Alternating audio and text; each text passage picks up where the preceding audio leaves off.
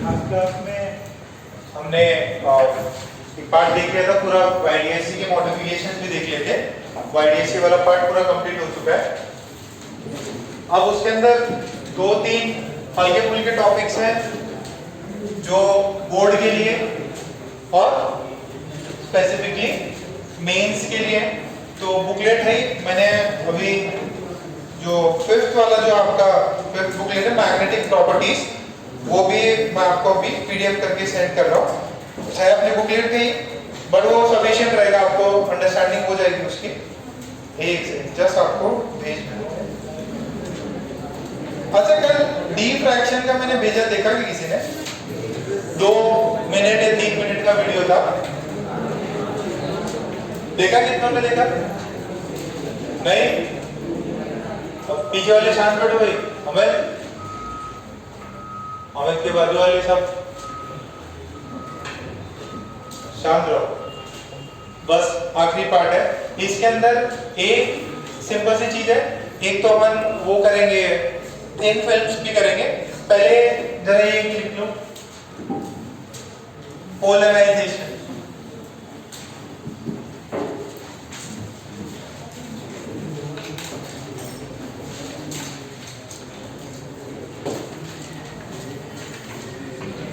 बात नहीं, लिख डालो पोलराइजेशन।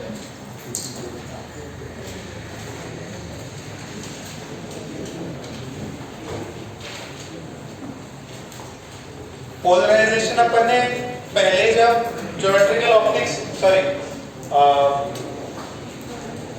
अपन कौन सा केमिस्ट्री का चैप्टर था? नहीं, केमिकल बॉन्डिंग नहीं है, आइसोमेरिज्म में था। ठीक है, तो उसके अंदर ऑप्टिकल एक्टिविटी देखते थे। लाइट को थीटा प्लस में घुमाएगा या माइनस में घुमाएगा, ऐसे वाले को क्या बोलते हैं? Optical isomers. ठीक है, RNS। तो उसके अंदर अपन ने एक चीज डिस्कस करी थी।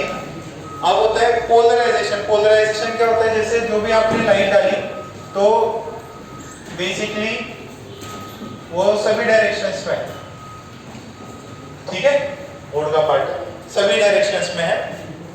अगर कौन बच्चा बात कर रहा है? अगर ये लाइट ऐसे ट्रैवल कर रही है इस डायरेक्शन में, तो ये सभी डायरेक्शंस में, मतलब इसका मैग्नेटिक जो एम्पलीट्यूड है वो सभी साइड में वेव लाइट जा रही है। ठीक है, अच्छा, अगर मैं इसको एक पोलराइजर के थ्रू पास करता हूं, एक इसके अंदर ये ऐसा काइंड ऑफ स्लेट के ऐसा कुछ रहेगा, तो पोलराइजर के थ्रू अगर मैंने पास किया तो ये जो आजू बाजू वाली सारी वेव्स हैं या एम्पलीट्यूड्स हैं, उनको तो ये कर लेगा ऑब्जर्व। ठीक है, और सिर्फ इस डायरेक्शन में ये वाला जो एम्पलीट्यूड है ना, ये वाला हमने यहाँ पे सिर्फ दे रखा है ओपनिंग, तो सिर्फ और सिर्फ ये वाला पास करेगा, बाकी लोग क्या हो जाएंगे? सारे के सारे खत्म हो जाएंगे। ठीक है, ये जो मटेरियल जिससे बना हुआ है वो बाकी वाले एम्पलीट्यूड्स को क्या कर लेगा? ऑब्जर्व कर लेगा। इसको बोलते हैं पोलराइजर। पोलराइजर। और ये है प्लेन पोलराइज लाइट। ठीक है, बोलेगा तो PPL। ठीक है, प्लेन पोलराइज लाइट। वापस से इसी में वही चीजें दी हुई है, आप इसकी थ्योरी रीड कर लेना। एकदम इजी सी पार्ट इन्होंने डिस्कस किया है। तो इन्होंने बताया कि अगर इसकी इंटेंसिटी I0 है, ठीक है, इसकी इंटेंसिटी I0 है, अब ये यहां से जो निकलेगा दैट वुड बी I0/2। कितना निकलेगा? I0/2। तो यहाँ पे इंटेंसिटी लाइट की अगर 25 है तो यहाँ से कितना निकलेगा? 12.5। अब वो जो भी पोलराइजर जैसे भी उन्होंने निकाला, उन्होंने ऑब्जर्व किया कि भैया एक्सपेरिमेंटली इतना है, इतना सब है, तो ये अपने को याद है। ठीक है, पहले अगर पोलराइजर से अगर आपने पास किया तो कितना निकलेगा? I0 का I0/2। फिर इस पे सेकंड एक और पोलराइजर रख लो, तो ऐसे मल्टीपल पोलराइजर रख सकते हैं अपन। ठीक है, उसका भी अपने पास में फॉर्मूला आएगा। बट अगर जो अनपोलराइज्ड लाइट है, ठीक है, अनपोलराइज्ड, कोई एक डायरेक्शन उसका फेवरेट नहीं है, तो अगर अनपोलराइज्ड है उसके अगर आई नॉट इंटेंसिटी है, तो जब पोलराइजर के थ्रू पास किया तो बचेगी कितनी, सिर्फ आई नॉट बाय 2, हाफ हो जाएगी। अब फिर मैं ये पीपीएल को, प्लेन पोलराइज को, और हो सकता है मैं और पोलराइजर रखूं। मान लीजिए मैंने ऐसा पोलराइजर रखा, ऐसा पोलराइजर, ठीक है, ये इसका पोलराइजर ये है, मतलब ये एक्सिस ये है इसकी, और ये एक्सिस इसकी ऐसी है, दोनों में 90 डिग्री है, तो इससे तो कुछ भी नहीं निकलेगा, तो यहाँ पे जो 0 हो जाएगा, कुछ भी नहीं निकलेगा। एंगल कितना है दोनों में, 90 डिग्री, और 90 डिग्री है तो कितना हो गया, 0। अगर मैंने this is polarizer 1, this is polarizer 2, ठीक है, अगर ये polarizer 1 is perpendicular to polarizer 2, तो ये मान लीजिए I1 है, ये I2 है, I2 की वैल्यू 0 हो जाएगी, एंगल पे डिपेंड करता है, ठीक है। मैं फॉर्मूला ले लेंगे, तो ड्रॉ कर लो इसको।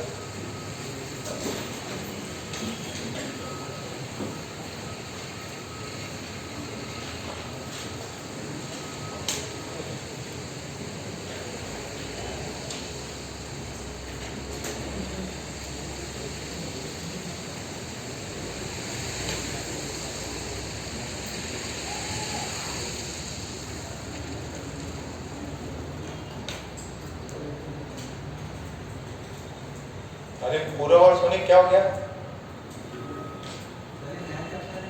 नहीं उसी में कंटिन्यू मारो,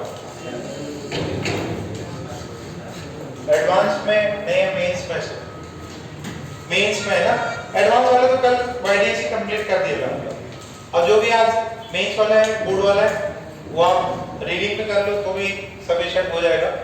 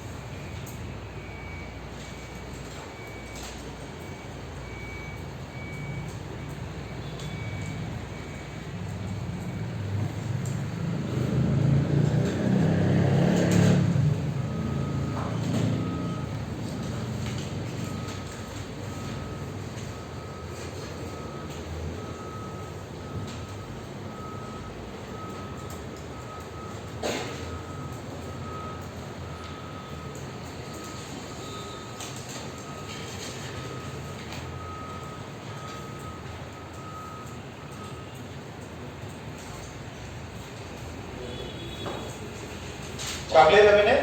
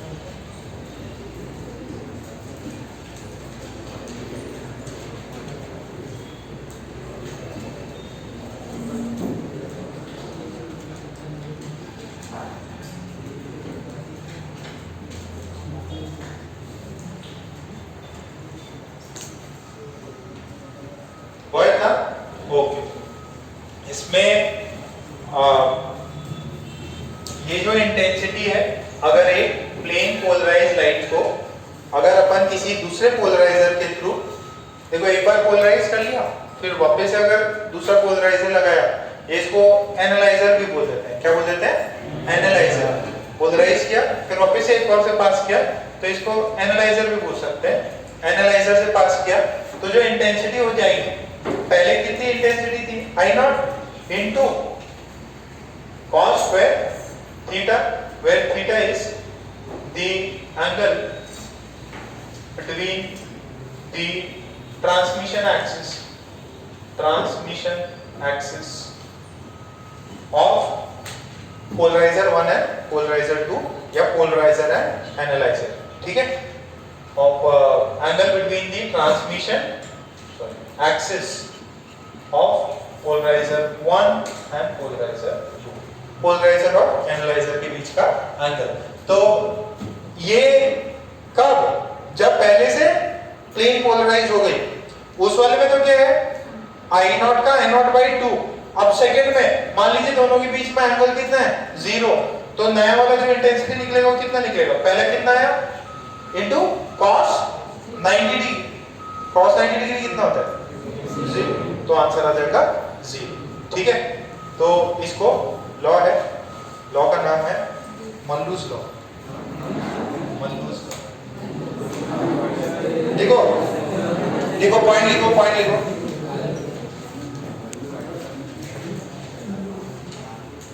मल्लू होता है मलयाली, मल्लूस।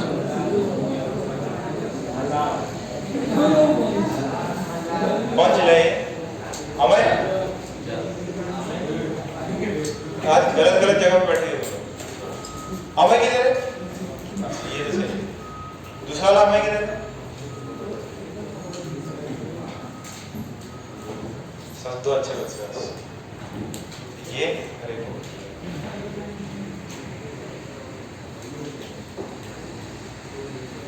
लिख लो मल्लूस लॉ। इधर है क्या? अकोला में भी है क्या कोई?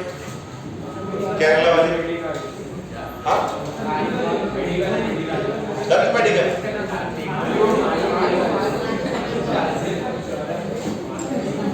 छाप छाप छापो बेटा।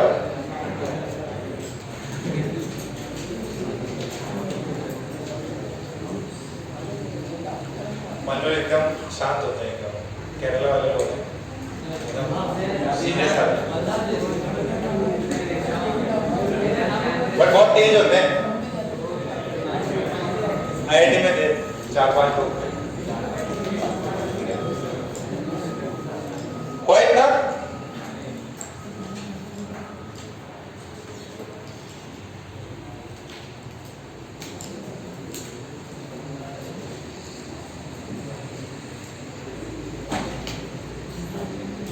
ये P1 और P2 मतलब एक पोलराइजर दूसरा पोलराइजर, दूसरे पोलराइजर को क्या बोल सकते हैं? एनालाइजर भी बोल सकते हैं। तो कहीं कहीं पे ये दिया रहेगा theta is the angle between the transmission axis of polarizer है, एनालाइजर भी दे सकते हैं। ये सेकंड वाला जो है उसे एनालाइज कर रहा है, ठीक है? ओके, तो क्वेश्चन लिख लो, कितना सा कर लो, क्वेश्चन लिख लो। The intensity of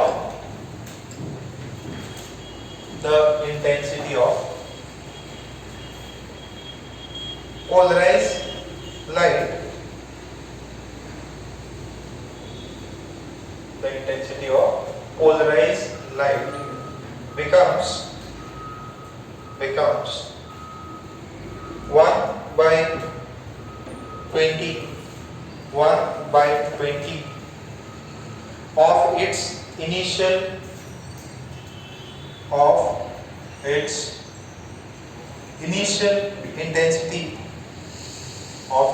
initial intensity if it is passed through an analyzer.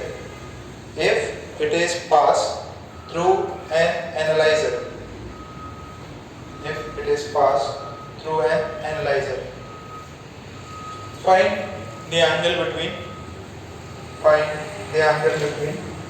the analyzer and initial amplitude of the light beam and the initial amplitude of the light beam.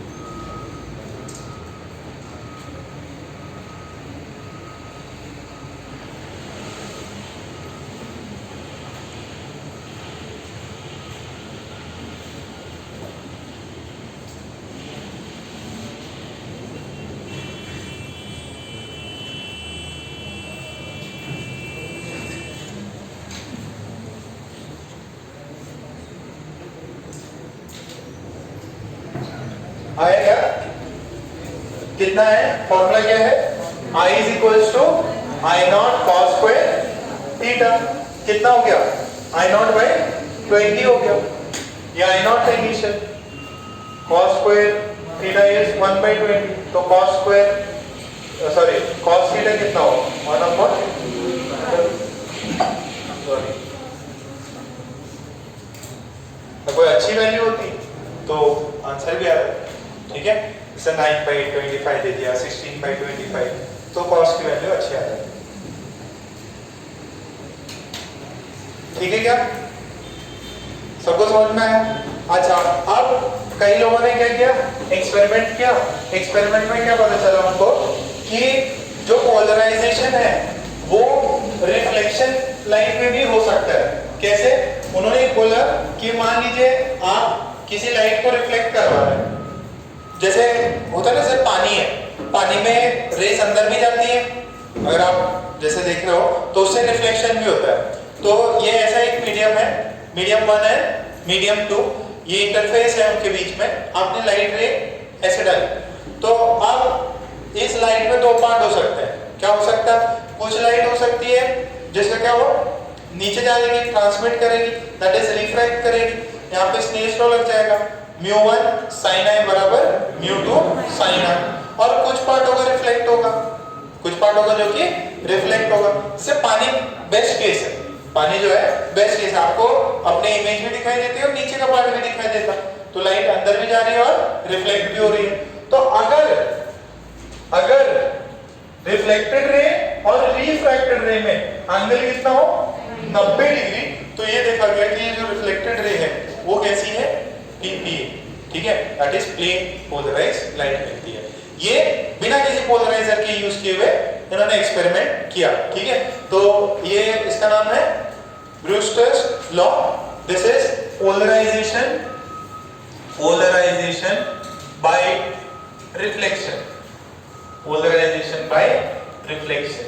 अच्छा, अब एकदम सिंपल सा condition है, ध्यान से सुनना. ये हर किसी में पॉसिबल नहीं है कि मैं हर चीज में पॉसिबल कराऊं इसको. अब यहाँ से सिंपल सा रिलेशन निकल रहा कि ये 90 डिग्री है. I और R में रिलेशन कितना होना चाहिए? I प्लस R कितना होना चाहिए फिर? 90. अरे देखो, I प्लस 90 प्लस R, ये 180 डिग्री. तो I प्लस R कितना होना चाहिए? 90 डिग्री. तो I में रिलेशन आ गया कितना है? 90 माइनस. तो तभी वो कुछ रिफ्रैक्टिव इंडेक्स में कुछ रिलेशन होगा. फिर एक स्नेल्स लॉ लगा लीजिए. स्नेल्स लॉ क्या है? μ1 sin i बराबर है μ2 sin. ठीक है, बस खत्म. Brewster's.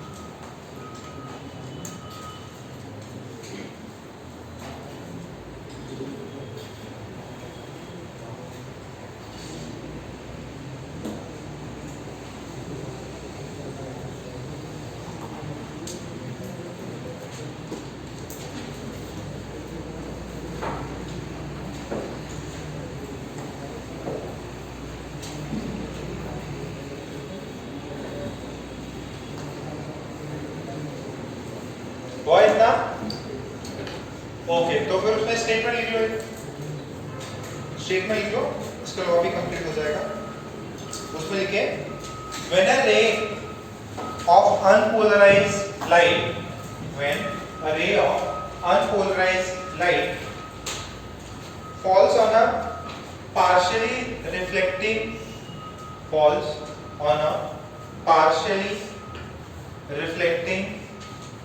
or refracting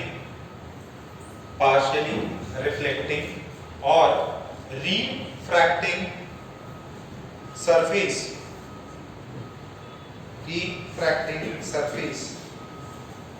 then the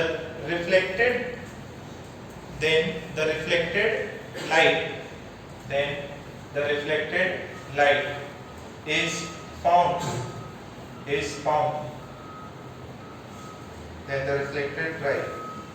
found to be polarized if the angle between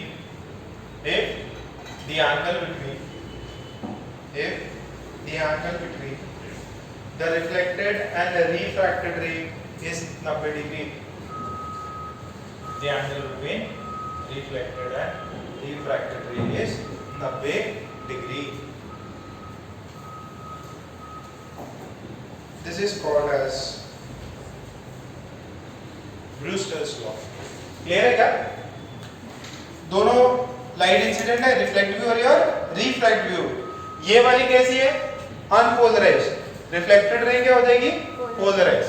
सिर्फ रिफ्लेक्टेड रे है ना, सिर्फ रिफ्लेक्टेड रे। ओके, इतना सबको क्लियर है? बात क्लियर है? क्षमता इस पे एक क्वेश्चन लिखो, पोलराइजेशन का।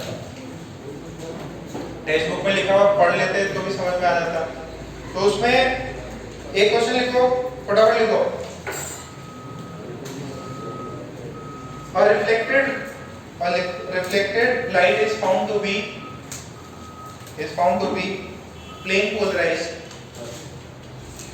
A reflected light is found to be plane polarized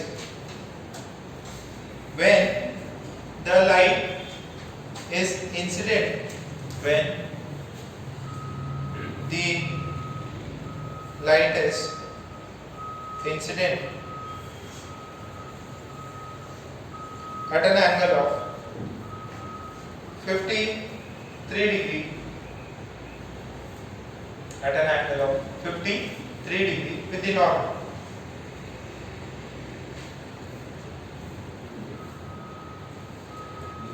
Determine the angle of refraction and refractive index. Determine the angle of refraction and the refractive index of the medium. Normal से कितना angle बना रहे हैं? 53। तो आई दे दिया, are कितना होगा? 37। Mu कितना होगा? कितना है? 4/3। कितना होता है? 1.3। वाटर का भी अपन 4/3 लेते थे ना? बस सिंपल सा। अच्छा, अब वो 53 के जगह पे आपको हो सकता है वो बोले नॉर्मल से नहीं, प्लेन से 37 डिग्री बना रहा है। तो वो आप समझ लेना मीनिंग क्या बोल रहा है। जनरली ग्रेजिंग एंगल बोल देता है कि ये एंगल से मतलब सरफेस से इतना एंगल बना रहा है, नॉर्मल से नहीं। तो हो सकता है आप थोड़ा कंफ्यूज हो जाओ, बट ये याद रखना कि अगर 37 53 दे रहा है तो उसको डेंसर मीडियम में जाना है। तो एंगल वैसे भी होना चाहिए कि वो 90 डिग्री होना चाहिए उसको। आई कितना है? 53। तो आर कितना हो जाएगा? फॉर्मूला तो है, सामने तो है सब। आई इज 53, आर कितना हो जाएगा? 37। फिर दूसरा क्या है? μ1 sin i बराबर μ2 sin r। ओके, μ1 1 है, साइन कितना हुआ? इंसिडेंट एंगल 53 है, ये μ2 है, this is sin 37।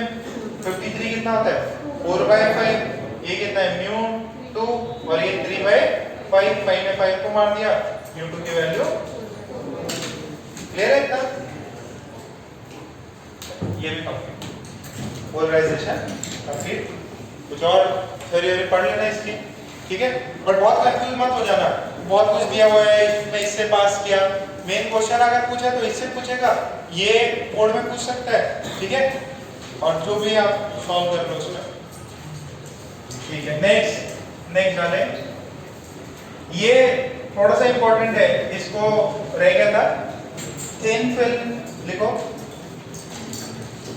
Thin film interference, ये एडवांस में भाई। थिन फिल्म इंटरफेरेंस छोटा सा ही है, thin film interference, thin film interference.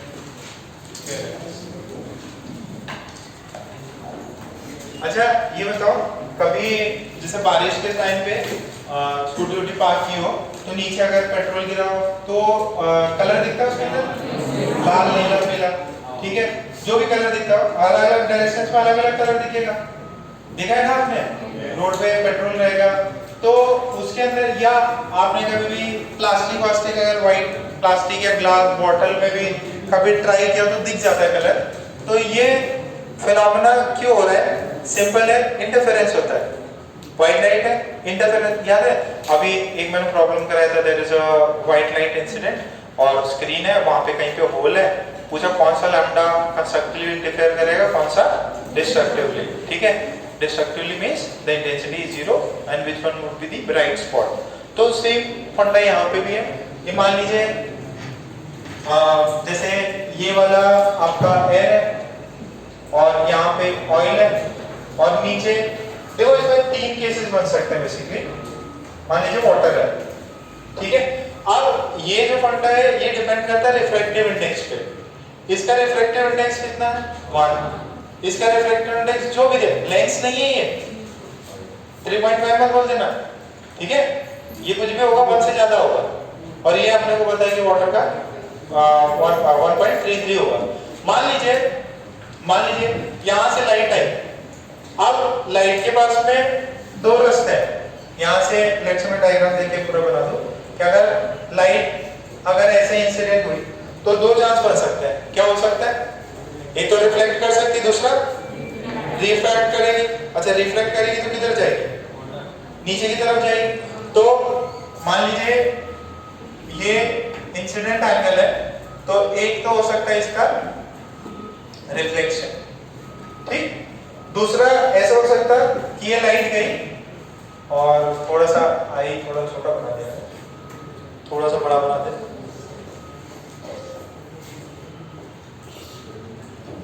Obvious है बेंडी होगी उसकी तरफ अगर अपन ऐसे बड़ा बना, ठीक है? तो यहाँ से क्लैरिटी आ गई। अब यहाँ से ये नीचे जाएगा, ठीक? अब ये आई है तो ये आर हो जाएगा, और यहाँ पे ही सरफेस पे 2 चीजें हो सकती हैं। क्या हो सकता है? ये तो रिफ्रैक्शन हो सकता है, मतलब ये पानी के अंदर जा सकता है। ऑयल का मीडियम ट्रांसपेरेंट ही तो है। एक हो सकता है कि ये यहाँ जाके रिफ्लेक्ट होके इधर आ जाए, ठीक है? और कुछ पार्ट हो सकता है कि निकल भी जाएगा, ठीक है? अब आप देखिएगा, ये ऑयल से लाइट इधर आ रही, इस सरफेस पे आ रही। अच्छा, इस सरफेस पे आई तो 2 काम हो सकते हैं इस पे, या तो रिफ्लेक्ट हो जाए पानी सॉरी ऑयल में और ये लाइट कहां से चली जाए, इधर वापस आ जाए, या ऐसा हो सकता है कि ये बाहर आ जाए। बाहर आई तो ये कितना आएगा? आई एंगल बना के आएगी के बाद देखो, ये आर तो ये वाला एंगल कितना? आर, ये कितना? आर, यहाँ पे भी रिफ्लेक्शन हो रहा है तो आर, तो ये एंगल कितना? आई।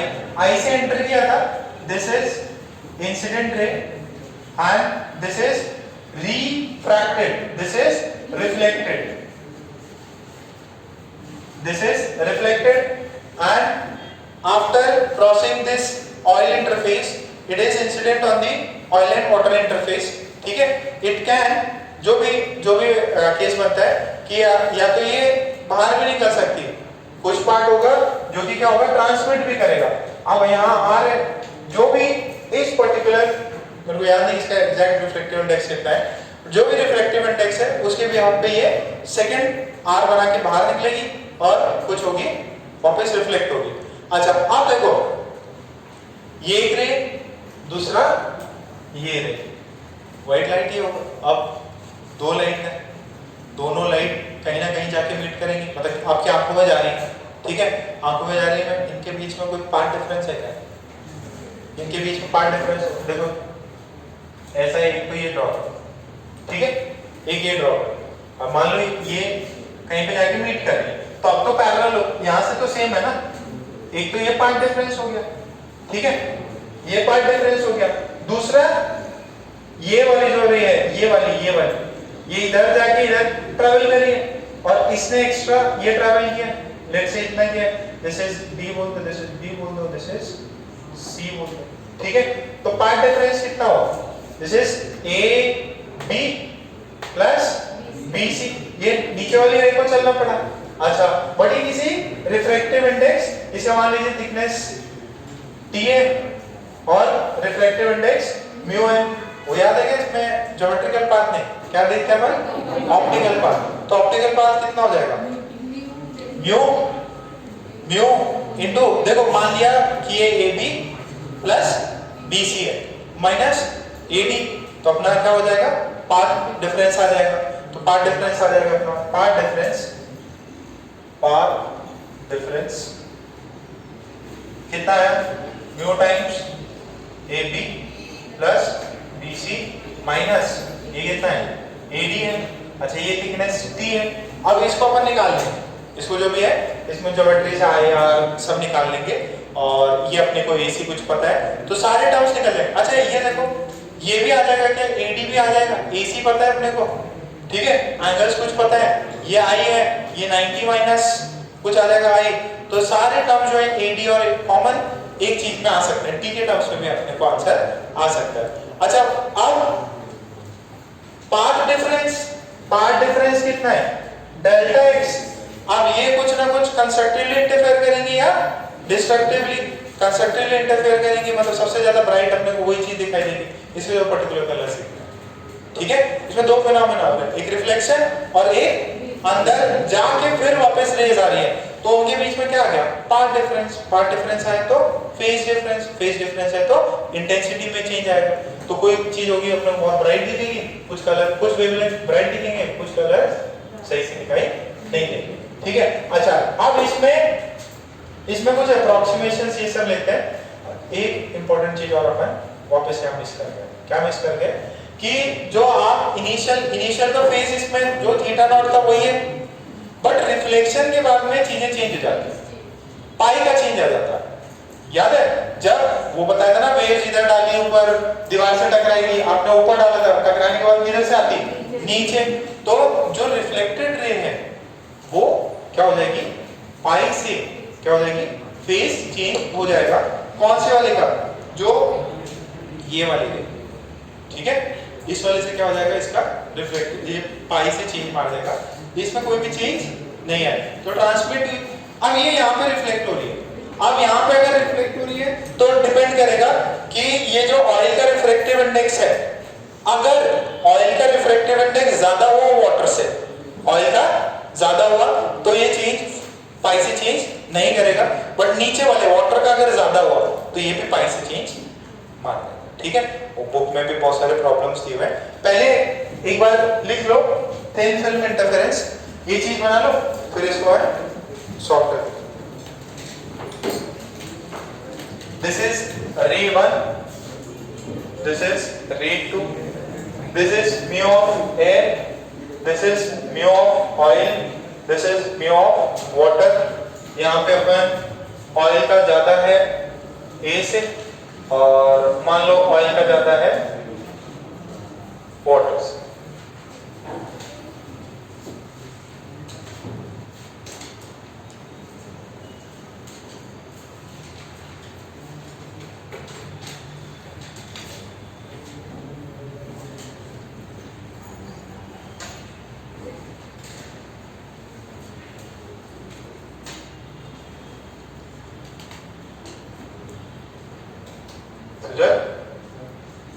सुजल किधर है?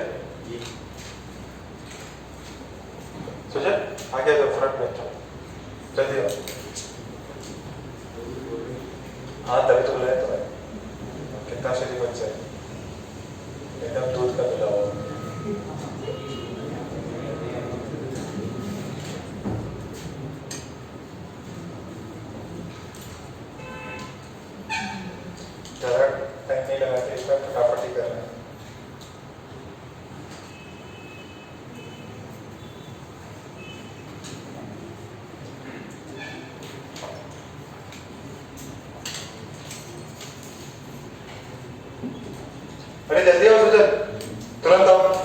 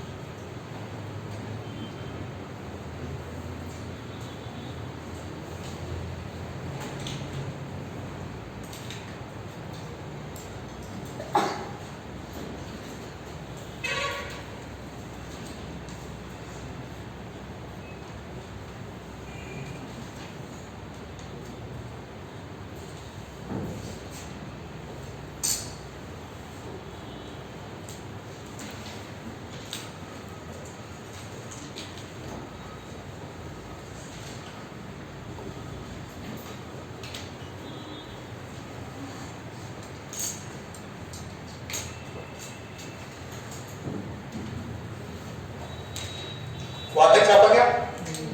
पहले फिर ये मैथ्स समझा देता हूं। इसकी ज्योमेट्री है, मतलब इतना ज्यादा लोड लेने की जरूरत नहीं है।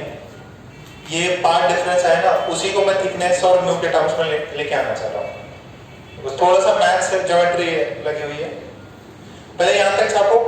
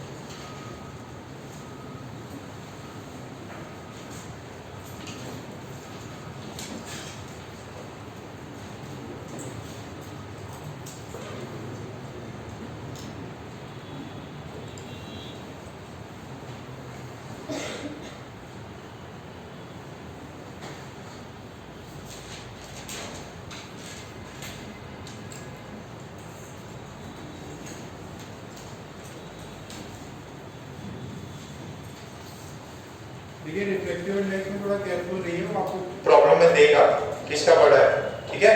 पर्टिकुलर कौन सा ऑयल है जिससे आपको कलर दिखाई दे रहा है ना, तो वो डिपेंड करेगा ऑयल कौन सा दिया, कितना रिफ्लेक्टिव इंडेक्स है।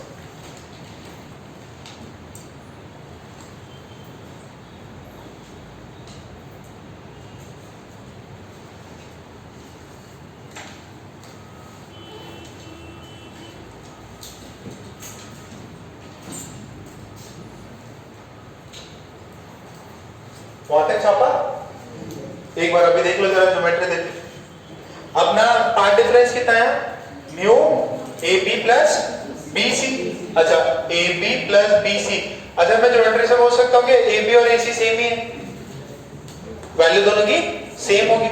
ये एंगल आर, ये एंगल आर, ठीक है, ये कॉमन बाइसेक्टर, तो सिमेट्रिकल ट्रायंगल्स है, दोनों की लेंथ क्या होनी चाहिए, सेम। अच्छा अब जरा देखो, ये वाली वैल्यू क्या है, टी है, और ये मेरा ए बी है, this is T, this is R, तो ये क्या होगा, this is 90 degree, this is hypotenuse, ठीक है। ये एंगल आर पता है, तो इसका मुझे क्या कौन सा कंपन लेना पड़ेगा, A B cos r is equals to t, ab cos r, ab into cos r is equals to t।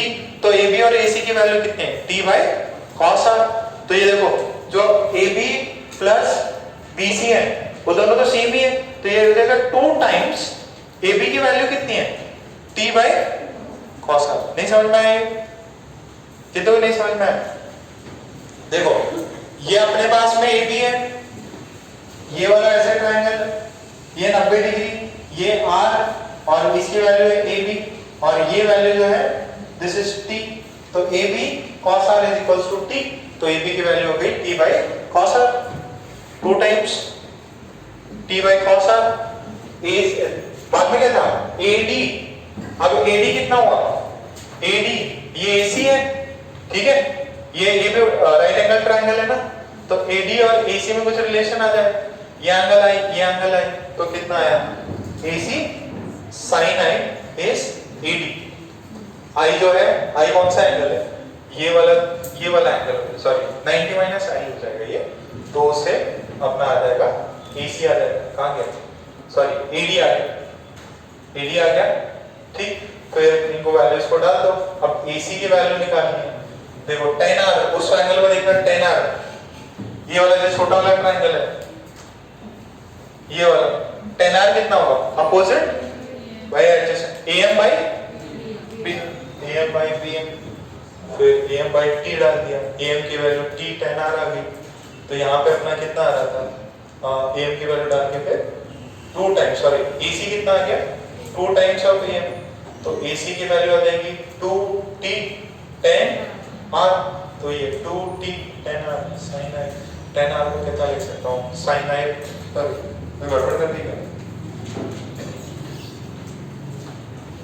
शायद कुछ गड़बड़ है क्या, चलो देख लेना, मैंने एज इट इज जो भी लिखा हुआ था सब छाप दिया, ठीक है। फाइनल आंसर ये आता है 2 mu T cos r, final part difference कितना आता है 2 म्यू टी cos r, ठीक है। जनरली क्या होता है, ये नॉर्मल इंसिडेंस कराया जाता है, कैसा कराया जाता है नॉर्मल इंसिडेंस, तो एंगल r की वैल्यू कितनी आ जाती है, बहुत जीरो के पास, तो ये बहुत छोटा होता है, तो cos r की वैल्यू कितनी हो जाती है 1, तो नॉर्मल पार्ट डिफरेंस कितना आ जाता है 2 म्यू टी, अरे यही है, ये इसको नॉर्मली करा दो ऐसे, तो कितना चला t है, वापस जाते हो t, और रिफ्रैक्टिव इंडेक्स कितना है म्यू। अब एक प्रॉब्लम करेंगे, ये थोड़ा डिटेल हो गया, प्रॉब्लम में सिर्फ हॉरिजॉन्टल ऐसे वर्टिकली डाल देता, तो ये t आते वक्त t जाते वक्त इनटू म्यू से मल्टीप्लाई कर दो, तो 2 म्यू t, ठीक है। तो इसे छाप लो जरा, जो भी था मैंने एज इट इज छाप दिया, इतना ज्यादा मैथ्स कौन करेगा, आपको प्रूफ नहीं पूछेगा, फाइनल कंडीशन पूछेगा। 2 mu t cos r is the part difference,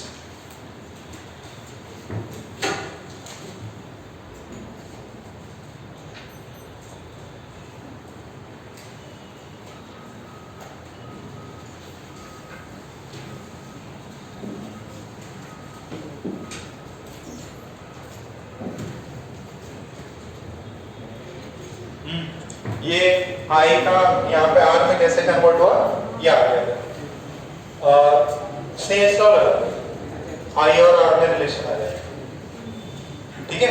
1 into sin i, 1 into sin i बराबर किसके होगा, म्यू into sin i, तो sin i की जगह पे मैं क्या लिख सकता हूँ म्यू टाइम्स sin r, तो यहाँ पे sin r भी आ जाएगा, और कॉमन म्यू भी निकाल लेना, ये म्यू दोनों में है, तो ये भी एक्स्ट्रा मैथ्स है, तुरंत एक ही स्टेप में करें, फाइनल रिजल्ट आ जाएगा। पार्ट डिफरेंस कितना है 2 mu T cos r, 2 mu T cos r,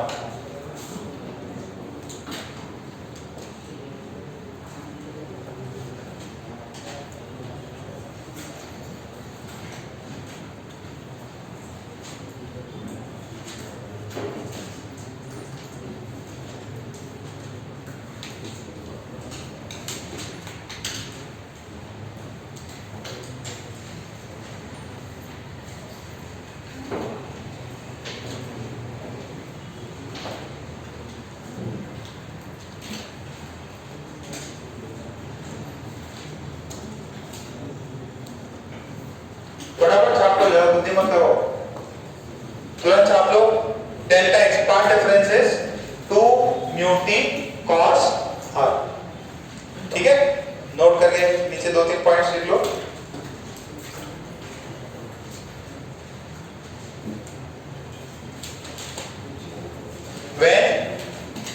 when light is reflected from a rarer to denser medium, when light is reflected from a rarer to denser medium, then there is a phase change of pi. Then there is a phase change of pi.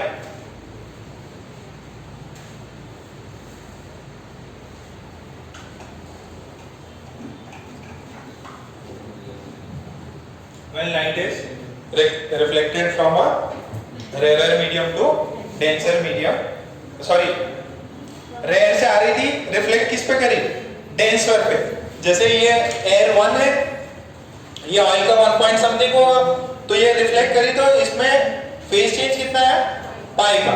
ठीक है, फिर नीचे लिख लो, when light is reflected from a rare medium, when light is reflected from a rarer medium, there is no phase change. There is no phase change.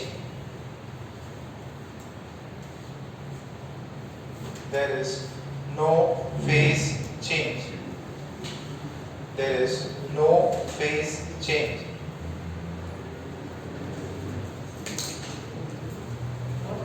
There is क्या?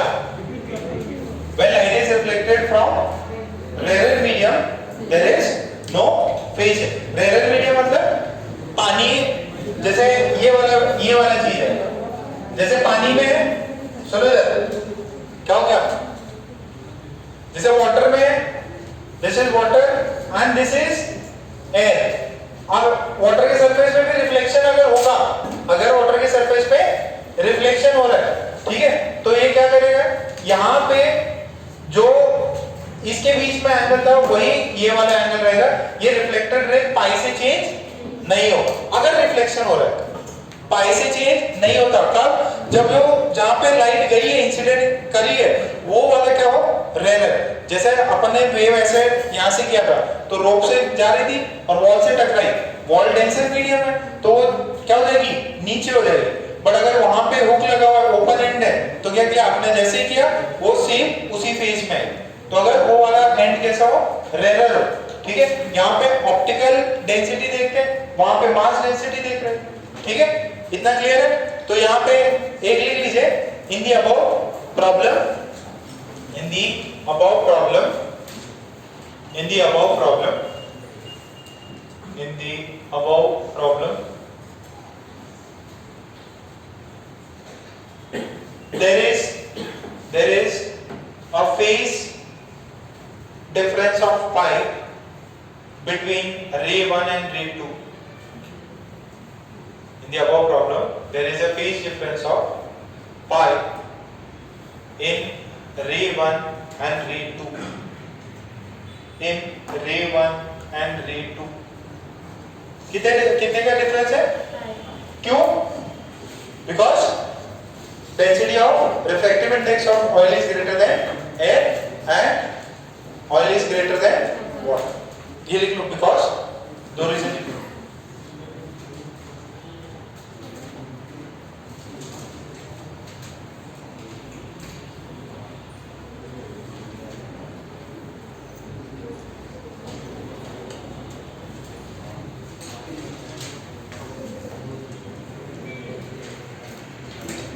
वो इतना सभी ने कर लिया? ओके, अब जरा ये देखिए, इसी प्रॉब्लम में अपन आगे बढ़ते हैं। डेल्टा एक्स कितना है? 2 mu t cos r, where r is the angle of refraction. Okay, अब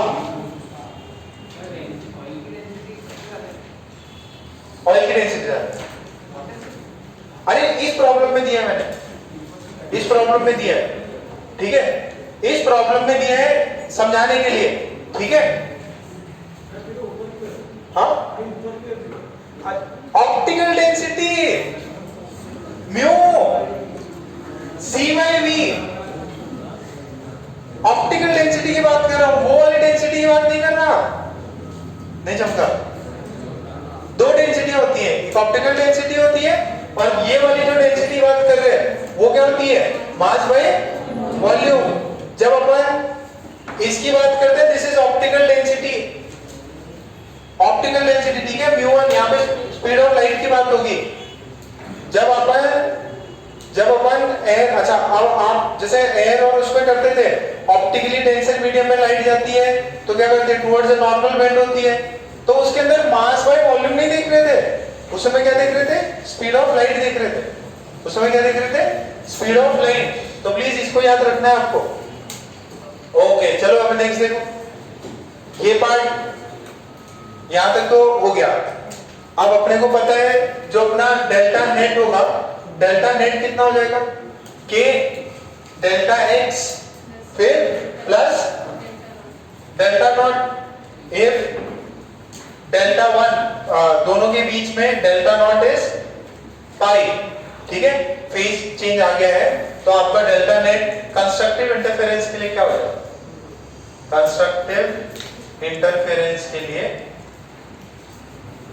कितना होना चाहिए, डेल्टा नेट की वैल्यू कितनी होनी चाहिए, 2n पाई। ये कितना हो जाएगा, k delta x plus pi is equals to 2n पाई।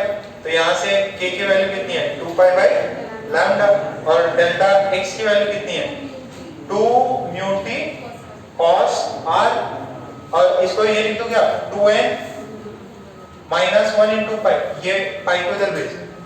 अच्छा, अब यहां से सिंपल सी चीज निकली, पाई आ गया, तो this is 4 mu t cos r, this is equals to 2n minus 1 two lambda. ये कंडीशन किसकी है, कंस्ट्रक्टिव इंटरफेरेंस के लिए। डिस्ट्रक्टिव इंटरफेरेंस के लिए,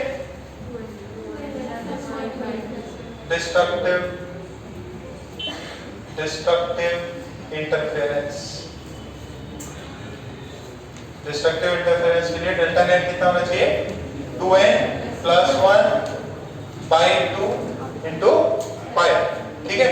तो वैल्यू डाल दीजिए, फटाफट सॉल्व करो। यहां पे मैंने, ये इंपॉर्टेंट है, डेल्टा नेट नॉट फाइलिंग।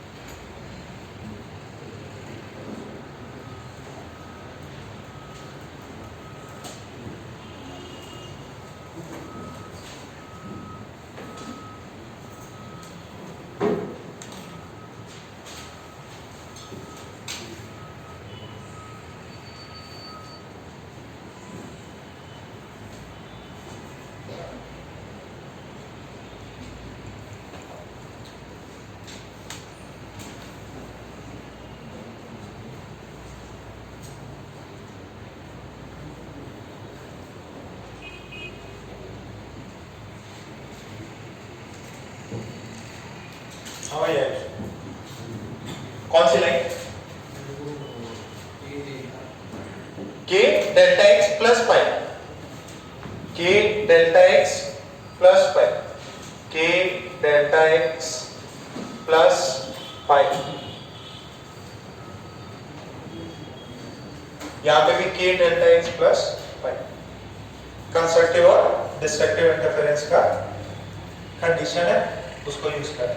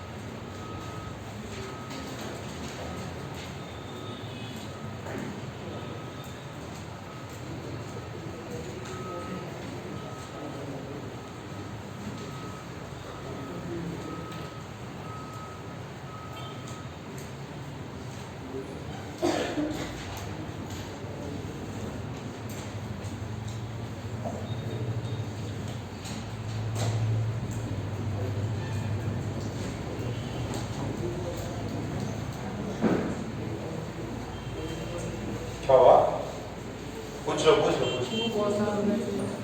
2 ये 2 cos r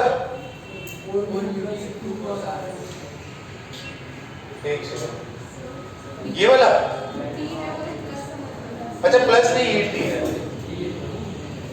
टी थिकनेस तो थिकनेस है आज कहाँ है ध्यान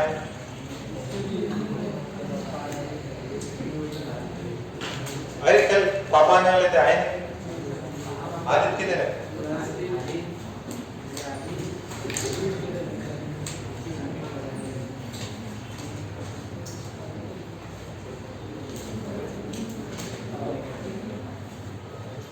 छाप दिया ओके यही कंडीशन आपकी जो भी अगर आपसे थिकनेस पूछे अच्छा एक चीज और नीचे लिख लो नोट करके लिखो इन majority of the cases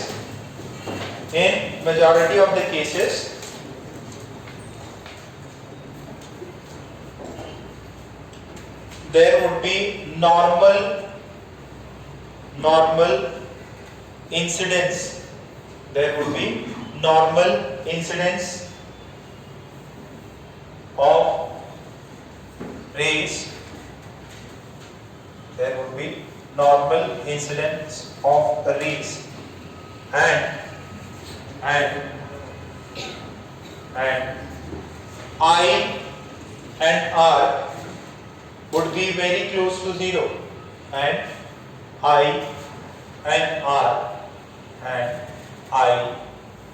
R would be very close to zero and I and R would be very close to zero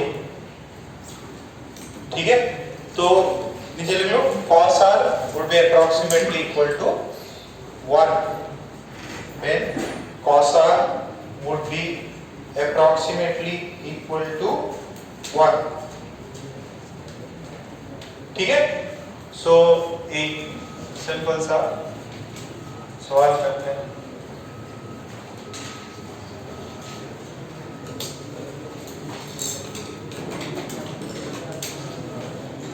देखो a ray is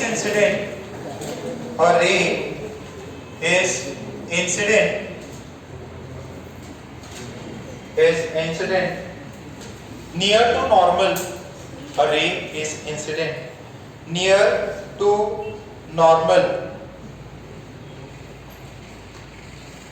a ray is incident near to the normal on a glass interference as shown on the glass interference as shown find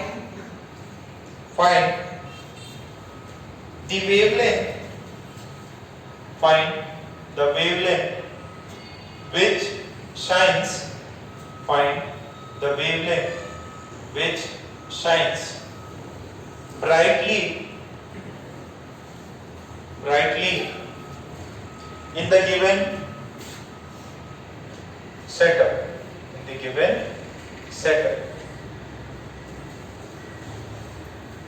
देखिए आप ये incident light है देखिएगा एक बार incident light है इस incident light किस पे जा रही है ग्लास सरफेस पे जा रहा है और ग्लास का कुछ थिकनेस है T अब एक तो यहां से सीधा रिफ्लेक्ट होकर आ गया और दूसरा क्या हुआ थोड़ा सा बगल से अब सर वो तो रिफ्लेक्शन तो स्ट्रेट लाइन में होता है अपना कर्व क्यों बना अरे दिखाने के लिए बताया है ना कि भैया ये एटलीस्ट आपको समझता है कि ये इसको वापस इधर ही नहीं डालना है आपको थोड़ा सा बाजू करके बना दिया ताकि थोड़ा सा आपको क्लियरिटी रहे कि हाँ ऐसा कुछ हो रहा है अच्छा आप मुझे ये बताओ what is the initial phase between 1 and 2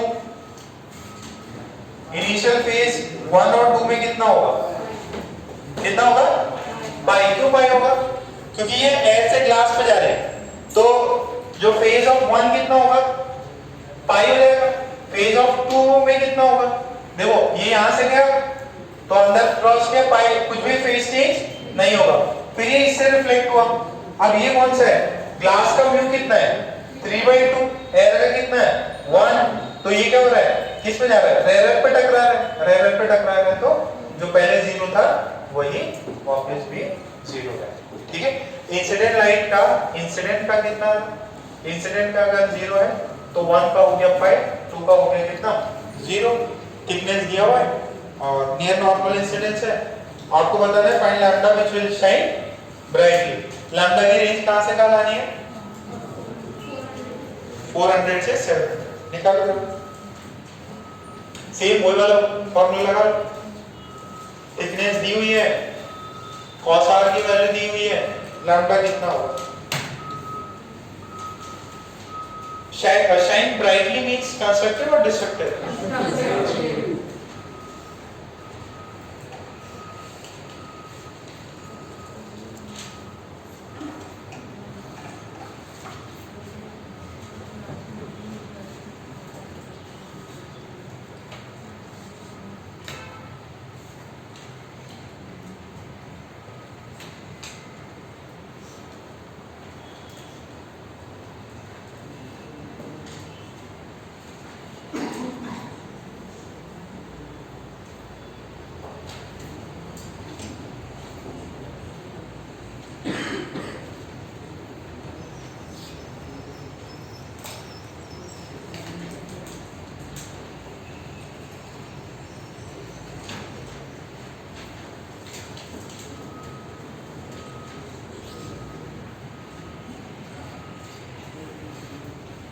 lambda की वैल्यू निकालो ना, निकालो।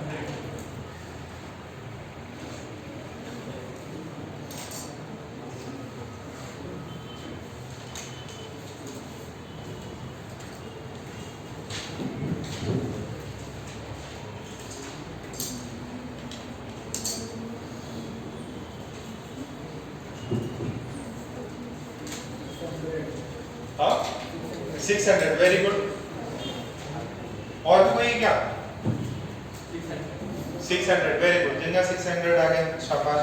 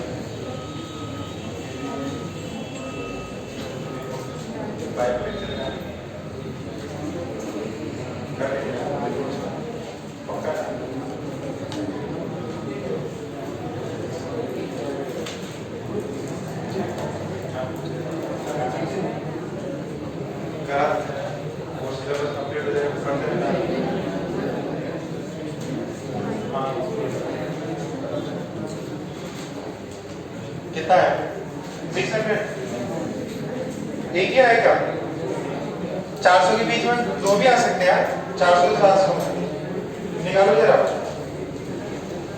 नियर नॉर्मल इंसिडेंस है, near normal incidence means r की वैल्यू कितनी, r की वैल्यू नियर टू 0, तो cos r की वैल्यू 1 होगी।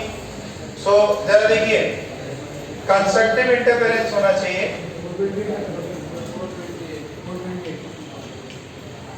428, वेरी गुड। तो अब कंस्ट्रक्टिव इंटरफेरेंस की कंडीशन क्या दे रखी थी, 2 mu t cos r is equals to 2n minus 1 lambda। तो यहां से लैम्डा की वैल्यू आ जाएगी।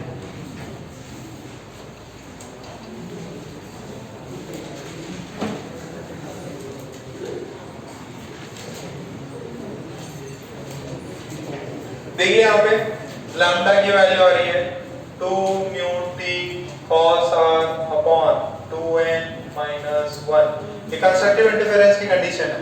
डिस्ट्रक्टिव में डिफरेंट था तो सही है 4 है कि 2 है 4 है तो 4 म्यू की वैल्यू कितनी 3 बाई थिकनेस कितना है 0.1 into 10 to the power minus 6 ये तो अप्रॉक्स 1 हो गया this is 2n minus 1 so ये 2 ये 6 और इनको हाफ हो गया कि 3 हो गए lambda is 3 into 10 to the power minus 6 का okay what is this 10 to the power minus 6 को 3000 नैनोमीटर क्या okay lambda is 3000 nanometre 2n minus 1 अब n की वैल्यू 1 डाल के देखो ठीक है 1 डालेंगे n की वैल्यू तो कितना आ रहा है 3000 फिर n की वैल्यू 2 डालो तो कितना आ रहा है 1000 ये भी अपने लिमिट में नहीं है फिर दूसरा 600 ही आ रहा है नेक्स्ट ओके फिर 428 नैनोमीटर फिर एक और डाल के देख लो 400 से 700 है कुछ ऐसा तो नहीं 410 आ रहा कुछ ऐसा आ रहा नहीं ना 3 नैनोमीटर तो आंसर पे कौन है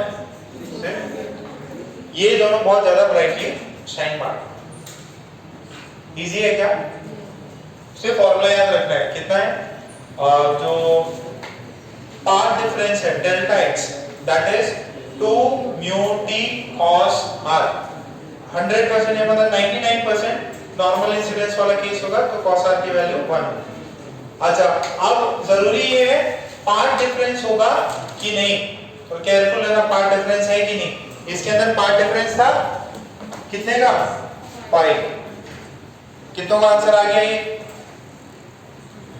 पक्का अभी इसी में एक सेकंड केस क्या ले लेते हैं यहाँ पे एक कोई दूसरा मीडियम रख देते हैं अपन ठीक है कोई भी मीडियम कुछ भी मीडियम है पता नहीं क्या है बट इसका रिफ्रैक्टिव इंडेक्स जो है दैट इज 2 इसका रिफ्रैक्टिव इंडेक्स क्या है 2 आपसे वही पूछा है find the rays which are find the wavelength which are reflected brightly same problem है but I have change this medium 1 जो पहले एयर था वहां पे कुछ और कर दिया इसका रिफ्रैक्टिव इंडेक्स 2 कर दिया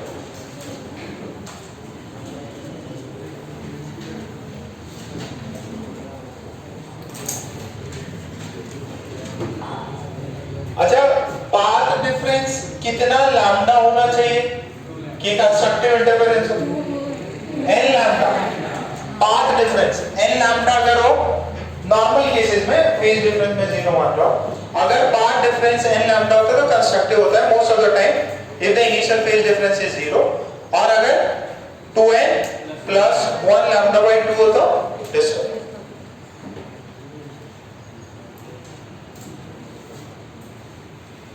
थिन फिल्म का एडवांस में भी पूछ सकते हैं तो थोड़ा इंपॉर्टेंट है ये क्वेश्चन आप लिया क्या पहले ये बताओ इंसिडेंट पहले एक बार देख लीजिए इंसिडेंट रे का अगर इनिशियल फेज 0 माना तो रिफ्लेक्शन के बाद पहले वाले में कितना हो जाएगा अरे ये पहला रिफ्लेक्ट कर रहा 3/2 से 1 से 3/2 पे रिफ्लेक्ट हुआ तो इसका फेज डिफरेंस पहले का कितना आएगा 5 अच्छा अब ये रे इधर गया नीचे 2 है ग्लास का है 3/2 रिफ्लेक्ट किया तो फेज डिफरेंस आएगा कि नहीं आएगा पहले एयर था नीचे और कोई दूसरा मीडियम रख दिया जिसका रिफ्लेक्टिव इंडेक्स 2 है पूरा ऑप्टिकली डेंस है ठीक है मास वाला नहीं है तो अब ये 2 है रिफ्लेक्ट होगा तो डेल्टा 2 का भी फेज चेंज कितना हो जाएगा 5 अच्छा डेल्टा नेट कितना हो जाएगा डेल्टा 2 माइनस डेल्टा 1 इसमें 1 और 2 में कितना फेज डिफरेंस ये भी पाई से चेंज मारा ये भी पाई से चेंज तो दोनों में आपस में चेंज डिफरेंस कितना है 0 अब ये 0 हो गया सॉरी ये डेल्टा फेज, है ना? तो डेल्टा नेट कितना होगा? डेल्टा नेट होगा k delta x plus this initial phase difference, this is 0। तो ये कितना होना चाहिए? अब निकाल लो कंस्ट्रक्टिव इंटरफेरेंस किसका होगा, कितना आ रहा है? 340 642 40, ठीक। नीचे मीडियम चेंज कर दिया तो जो ब्राइट कलर था वो चेंज।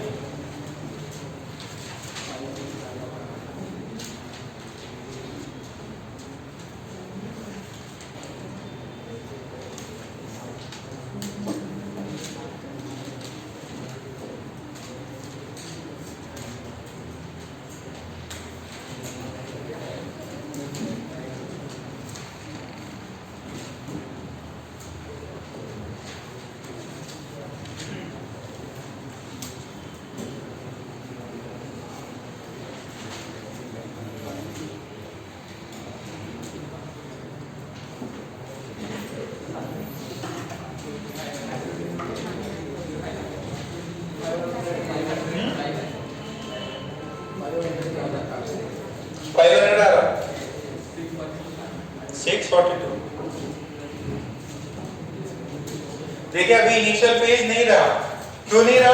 क्योंकि दोनों ही डेंस एंड मीडियम से रिफ्लेक्ट हो गई, दोनों ही डेंस एंड मीडियम से रिफ्लेक्ट हुई, तो initial phase difference is 0।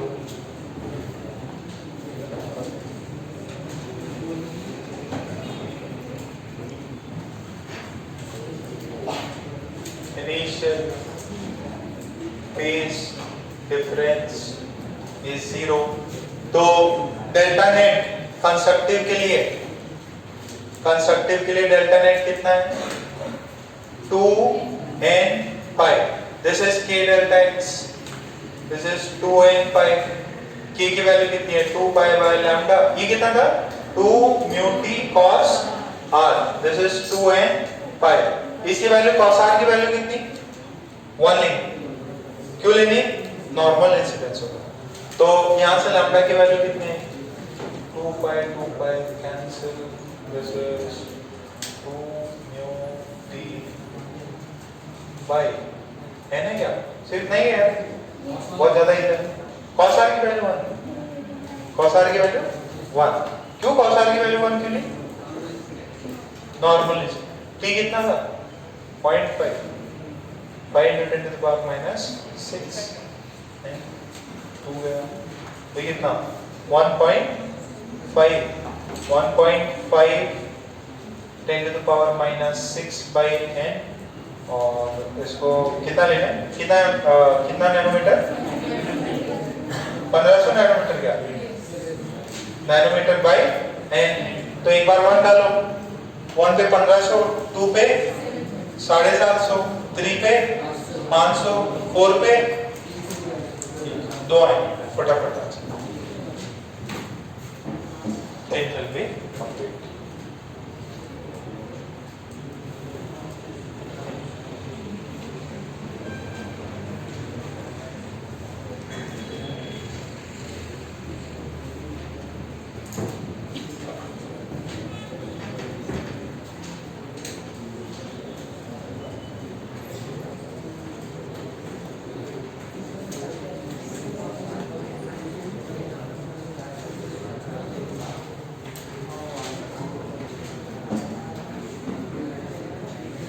Value डाल लेंगे आप? ओके, तो लैम्डा की वैल्यू है 500 नैनोमीटर। दूसरा कितना है? एक ही है क्या? अच्छा, दूसरा वाला तो 300, अच्छा 400 से कम, ठीक। तो ये वाले हेडिंग है आपका पूरा एडवांस, पूरा कंप्लीट। ये रह गया था इनफिल। अब वापस जो है अगेन बोर्ड का एक डिफ्रैक्शन है, ये लास्ट टॉपिक है वेव ऑप्टिक्स में, डिफ्रैक्शन। इसके अगेन आपको रीडिंग करनी है। रीडिंग एक बार देख लो डिफ्रैक्शन होता क्या है। ये कल मैंने वीडियो भेजा था एक, तो वीडियो में अगर आपने देखा हो तो वो प्रोफेसर ने लाइट लेजर बीम लेयर कितनों ने देखा? एक, किसी ने भी नहीं देखा? ऐसे फालतू वीडियो भेजते रहते हो, काहे को देखने का? अरे इतने सब वीडियो देखते हैं, जेठालाल ये सब, वो भी देखा सो यूट्यूब पे बराबर एकदम टाइम, यूट्यूब पे भी ज्यादा चल रहा सब, कैसे 90 दिन में स्कोर करें 99%। अगर अभी तक पढ़ाई नहीं करी है तो अब है सुनहरा मौका, ज्वाइन करिए कोर्स, फीस मात्र 2000 रुपए, ठीक है। तो बहुत चल रहा है, थोड़ा सा केयरफुल लेना। वैसे आधा घंटा निकल गया उधर कि देखो ये शॉर्ट ट्रिक से, ये तुक्केबाजी से मैंने पूरा जेईई का पेपर सॉल्व कर दिया, आप भी कर सकते। कई सारे क्वेश्चन होते हैं जिनको पढ़ने की जरूरत नहीं रहती, ऐसे व्यूज बढ़ाने वाले होंगे, है ना। फर्स्ट अटेम्प्ट में इतना था, नहीं फर्स्ट पेपर 1 में इतना, हमारा कोर्स ज्वाइन किया, 1 महीने के अंदर स्कोर हो गया 98, 99। तो ऐसे बहुत सारे हैं, आप लोग भ्रमित मत हो जाना। जो भी है, जो बुक्स में है, सब कुछ है। 1.5 साल हो गए, अब तो कुछ हुआ नहीं, अब 3 महीने में क्या हो जाएगा। तो जितना पढ़ाया है वही पढ़ो, हो जाएगा सही से, और कहीं रिस्पेक्टेबल जगह पे हो जाएगा आपका। अब डिफ्रैक्शन 2-3 पॉइंट्स लिखा देंगे। डिफ्रैक्शन समझ लो होता क्या है। एक इंटरफेरेंस देखा था अपन ने, इंटरफेरेंस में कितने स्लिट यूज किए थे? 2। डिफ्रैक्शन में एक सिंगल स्लिट यूज करना है। सिंगल स्लिट में क्या है, अगर जो स्लिट यूज किया है, जो होल यूज किया है, उसका डायमेंशन कंपेरेबल है वेवलेंथ ऑफ लाइट के, तो जो पैटर्न बनेगा, देखिए अगर ध्यान से सुनना, डबल स्लिट तो पता है, अगर ऐसा ही होल है और लाइट है ऐसा, ठीक है। स्क्रीन पे आपको क्या मिलेगा, यहाँ पे स्क्रीन है, आपको एक ब्राइट स्पॉट, यहाँ पे जो भी लाइट है, सारी सारी लाइट यहाँ पे ब्राइट स्पॉट मिलेगा, ब्राइट स्पॉट, ठीक है। कब? when this, let's say this is क्या बी दिया है, चलो बी मान लिया, ठीक है, and this is लैम्डा। ये बी बहुत बड़ा ठीक है, जैसे अभी यहाँ से लाइट आ रही है, तो यहाँ पे एल्जेब्रिक पैटर्न कुछ नजर आ रहा है। क्यों? क्योंकि लाइट की वेवलेंथ जो है बहुत छोटी है, और वही रीजन है लाइट स्ट्रेट लाइन में चलती हुई नजर आती है। क्यों? जो भी आसपास के ओपनिंग होते हैं, सराउंडिंग होते हैं, ऑब्स्टिकल्स होते हैं, उनका डायमेंशन बहुत बड़ा होता है। अगर बहुत छोटा इसको कर दिया जाए, बहुत ज्यादा छोटा अगर इसको कर दिया जाए, और यहाँ पे तो मान लीजिए इतना है, ओनली 1 स्पॉट, बाकी तो बाकियों पे भी थोड़ी बहुत लाइट होगी, बट अगर if B and lambda are comparable, B and lambda, if B and lambda are comparable, बात नहीं, तो आपको स्क्रीन पे bright dark, bright dark, bright, sorry dark, bright and dark दिखा है, ठीक है। सर ये 2 स्लिट से उसमें क्या अंतर है? देखो इसमें अंतर क्या है, ध्यान से सुनना। उसमें क्या रहता, इंटेंसिटी आ रही थी 0 और 4I0, ठीक है, 4I0 ये सब आ रहा था। अब यहाँ पे चीजें डिफरेंट हो गई, यहाँ पे एक सिंगल लाइट है, यहाँ पे ये जो है सेंटर वाला, ये बहुत ज्यादा ब्राइट होता है, बाकी ये डार्क हुआ। अब ये थोड़ा सा ऊपर बढ़ेगा, फिर ये 0, थोड़ा सा ऊपर बढ़ गया ये 0, फिर ये और थोड़ा कम और होता जाएगा, ठीक है। जैसे उसमें अपन ने वेव जो बनाए थे, क्या बनाया था, सबका सेम बनाया था, यहाँ सबका सेम नहीं रहता। ये जो सेंट्रल फ्रिंज होता है, सेंट्रल ब्राइट फ्रिंज, ये सबसे ज्यादा होगा, बाकी लोग जो है इससे कम होते जाएंगे, और एक टाइम होगा फिर ये गायब हो जाएगा, ऐसा बनता है। सेंटर वाला सबसे ज्यादा, अगर मान लीजिए इसकी इंटेंसिटी I0 है, तो इसकी होगी I0/22, ठीक है, 20/22 जो भी है, और इसकी होगी I0/60 करो, तो फिर 2, 3, 4 दिखेंगे, बाकी तो फिर गायब हो जाएंगे, ठीक है। ये जो फिनोमेना है, बस इतना से याद रखो।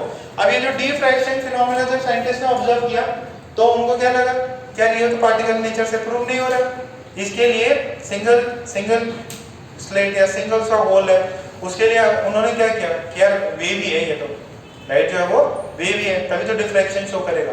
अब पहले लिखाता था मैं आपको कि light shows diffraction and interference pattern, तो ये है डिफ्रैक्शन। डिफ्रैक्शन जहां से लाइट निकल के आ रहा है वो ओपनिंग या होल बहुत छोटा है, या it is comparable to the wavelength, then we are getting what we are getting this pattern. This is diffraction pattern. यहाँ सेंट्रल ब्राइट फ्रिंज का मैक्सिमम इंटेंसिटी रहेगा, फिर I नॉट बाई 22.5 ऐसा कुछ है ना, फिर ये 62.5 है, ऐसा बुक में आपको दिया हुआ है, एक बार आप रीड कर लेना।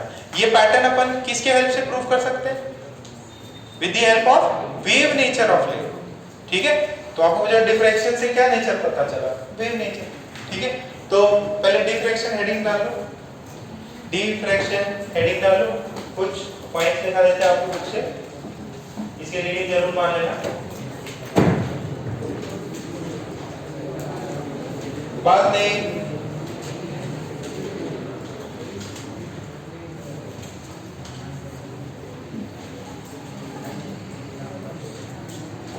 ऐसे लेंस वेंस भी यूज करते हैं, अब बस आप एक सिंपल सा मॉडल समझ लो।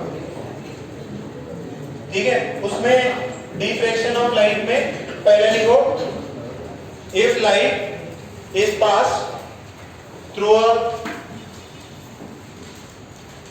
A large opening, light is passed through a large opening, light is passed through a large opening, all the beams travel in rectilinear motion, all the beams travel in rectilinear motion, and we get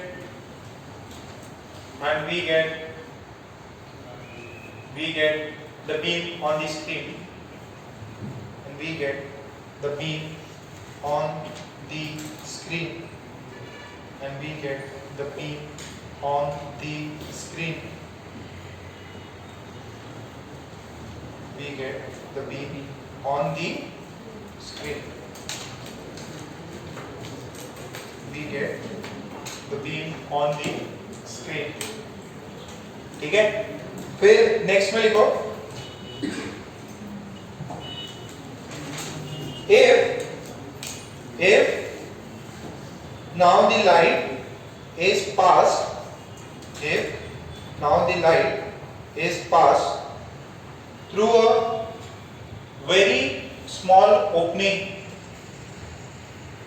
now if the light is passed through a very small opening, very small opening,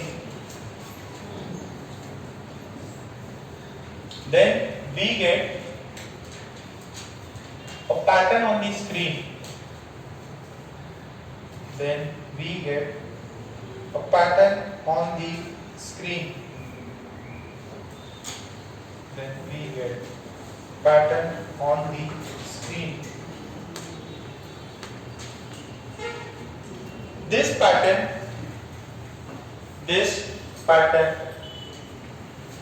can be proved only by, this pattern can be proved only by,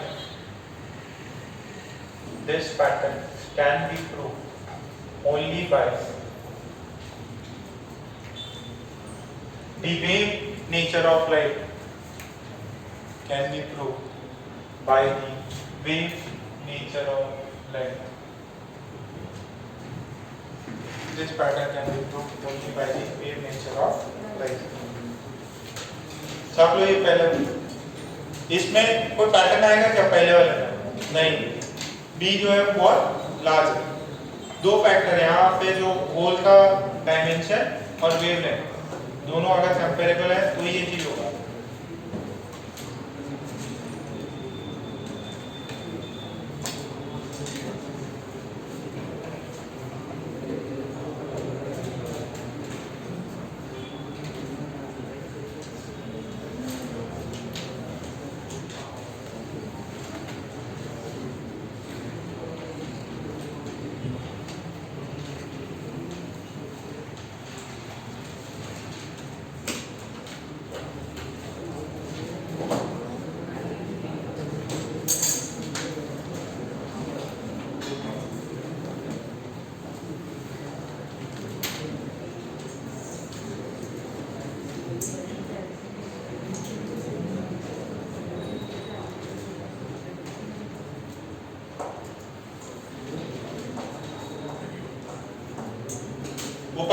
बनाओ फटाफट।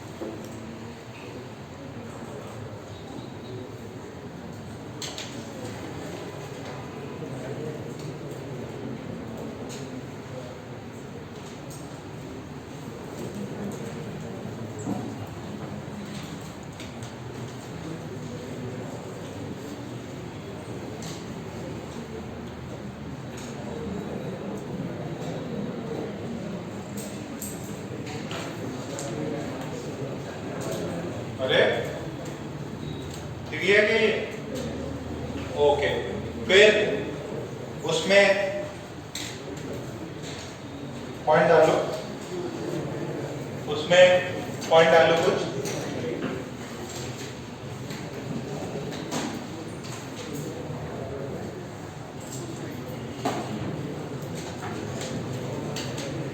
ये 62.5 है। ये बना लिया क्या आपने? बना लिया? ठीक है।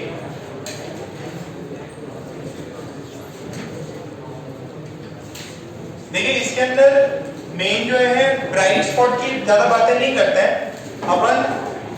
ध्यान से सुनना, अगर आपको ये पता करना बहुत डिफिकल्ट है कि इंटेंसिटी ऑफ लाइट कितनी है यहाँ पे, बट ये पता किया जा सकता है कहाँ जीरो है, क्योंकि जीरो मतलब ब्लैक। अब आपको मेन यहाँ पे जो है ना डिस्ट्रक्टिव इंटरफेरेंस प्रूफ की कोई जरूरत नहीं है, यहाँ पे बहुत कॉम्प्लेक्स है यहाँ की जो मैथ्स है। डिस्ट्रक्टिव इंटरफेरेंस के लिए इन्होंने सिंपल सी चीज बोली कि जो ये है ये वाला पॉइंट, ठीक है, इससे आप ये बनाइए यहाँ से और यहाँ से आप थीटा लीजिए। सॉरी ये तो डार्क ब्राइट पे चला गया, डार्क का थीटा लीजिए। तो यहां से जो भी वैल्यूज है जिनमें b sin theta is n lambda, b sin theta कितना आ रहा है n लैम्डा, तो यहां पे डिस्ट्रक्टिव इंटरफेरेंस हो जाएगा। यहां पे क्या हो जाएगा? डिस्ट्रक्टिव इंटरफेरेंस हो जाएगा। तो sin थीटा की वैल्यू कितनी है? n लैम्डा बाय b, बस इतना याद रखना है।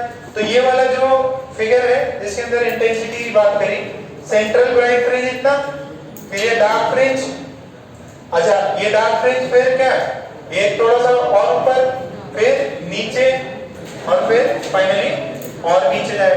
सेम पैटर्न यहाँ पे रिपीट होगा, इधर और फिर यहाँ पे। यहाँ पे इंटेंसिटी कितनी है? आई नॉट, यहाँ पे आई नॉट बाई 22, यहाँ पे आई नॉट बाई 62.5। अच्छा ये जीरो, ठीक है। अच्छा डार्क फ्रिंज कहां पे मिला? पहला वाला लैम्डा बाई b पे, सही है ना, लैम्डा बाई b पे। फिर ये दूसरा कितना मिलेगा? 2 लैम्डा बाई b पे, फिर ये 3 लैम्डा बाई b पे। यहाँ पे क्या चीज पता करते हैं अपन? डिस्ट्रक्टिव इंटरफेरेंस कहां पे आया, ये चीज पता करते हैं, ठीक है। ये एंगल कौन सा है? ये जो है यहाँ नीचे क्या है? This is the value of sine theta. ये वैल्यू जो है वो किसकी है? Sine theta. ये जो एंगल जो बन रहा है ये किधर किधर बन रहा है, वहां पे क्या मिलेगा? डार्क स्पॉट, ठीक है। बस अच्छा हाँ क्या था? हाँ वहां पे एक ही, हाँ एक ही इंटरफेरेंस। Very good. देखो बेटा क्या होता है, बहुत अच्छा सवाल है, उस पर डिटेल में एक बार रीडिंग मार लेना। इसका प्रूफ नहीं है, सिर्फ लॉजिकल रीजनिंग से क्या ये भी सोर्स है, ये भी सोर्स है। ये जो स्लिट के जो भी पॉइंट्स है, आइगन से बोलो सारे पॉइंट्स क्या एक्ट करेंगे एज सोर्स ऑफ लाइट। अच्छा यहाँ पे कोई लाइट आ नहीं रहा, तो यहाँ वाला जो है ये इधर भी देगा, ये इधर भी देगा, ठीक है। तो ये वाला पूरा ऐसे अलग अलग सोर्सेज हो गए ना। एक ही स्लिट में ये जो सेकेंडरी वेव फ्रंट आएगा उसके सारे पॉइंट्स कैसे एक्ट करेंगे एज अ सोर्स। यहाँ वाले के लिए थोड़ी सी गड़बड़ हो गई, अब ये जो है ऐसे एक्सपेंड हो, यहाँ पे बंद हो गया, इसकी वेव्स डिफरेंट टाइप से ऐसे जाएंगी, इसकी वेव्स इधर आएंगी, यानी कि वेव नेचर प्रूफ हो रहा है। अगर इंटरफेरेंस हो रहा है, डार्क और ब्राइट बन रहा है, मतलब वेव्स है, और वेव्स है मतलब लाइट में वेव नेचर।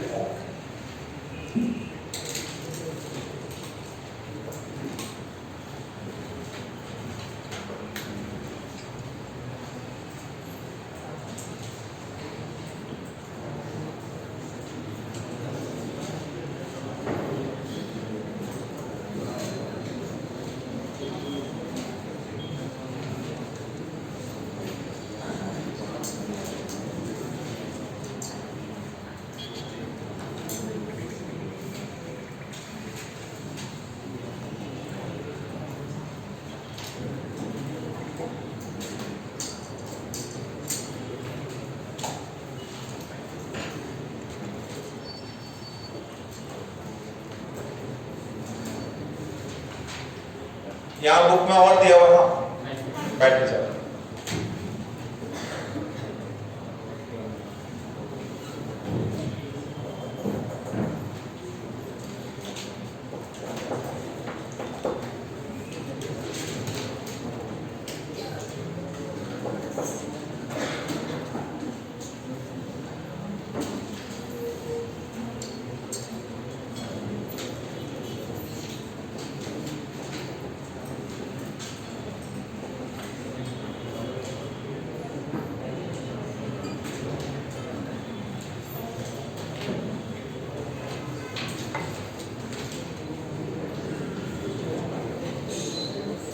बस बस बस।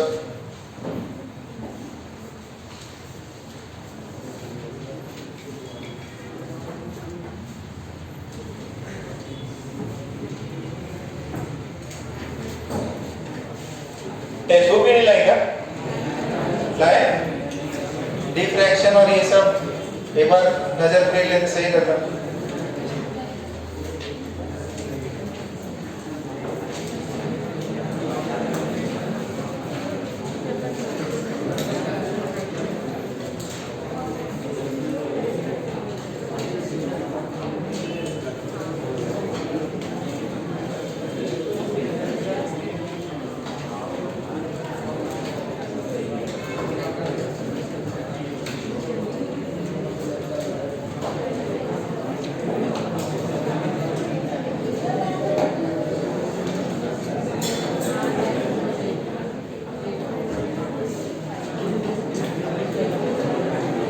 कोई बुक नहीं है।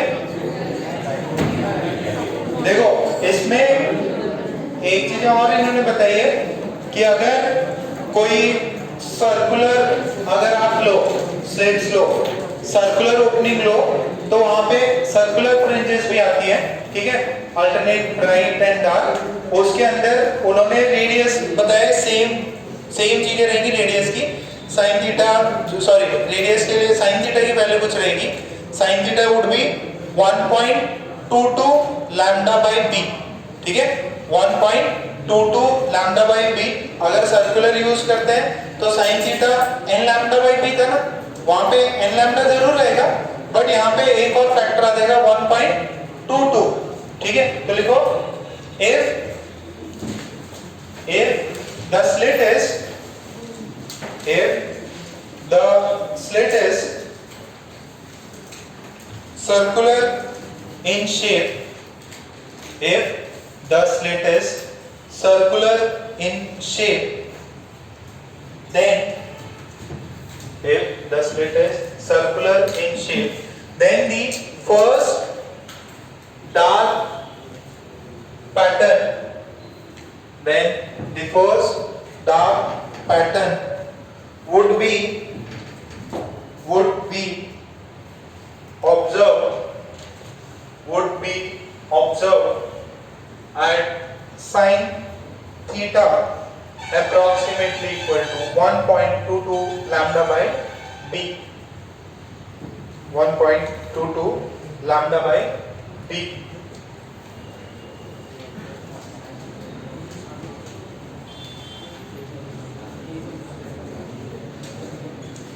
ठीक है, साइन थीटा की वैल्यू कितनी है बेटा, 1.22 लैम्डा बाय बी।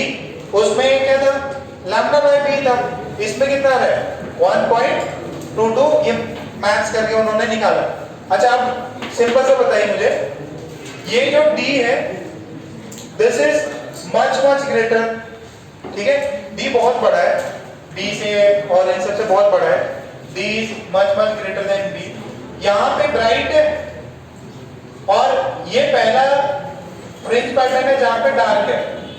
अच्छा कोई मुझे ये देखिए साइन थीटा की वैल्यू कितनी होनी चाहिए, इतनी, इसका रेडियस कितना होगा, देखिए साइन थीटा है ना, if theta is small, sine theta को मैं क्या लिख सकता हूँ, टेन थीटा लिख सकता हूँ, ठीक है, और टेन थीटा कितना हो जाएगा r बाई डी, और इसकी वैल्यू कितनी है 1.22 लैम्डा बाई b, तो यहाँ से r कितना हो जाएगा 1.22 लैम्डा बाई b इनटू, तो ये रेडियस है, फर्स्ट डार्क रेडियस, जो फर्स्ट डार्क फ्रिंज पैटर्न आ रहा है उसका रेडियस।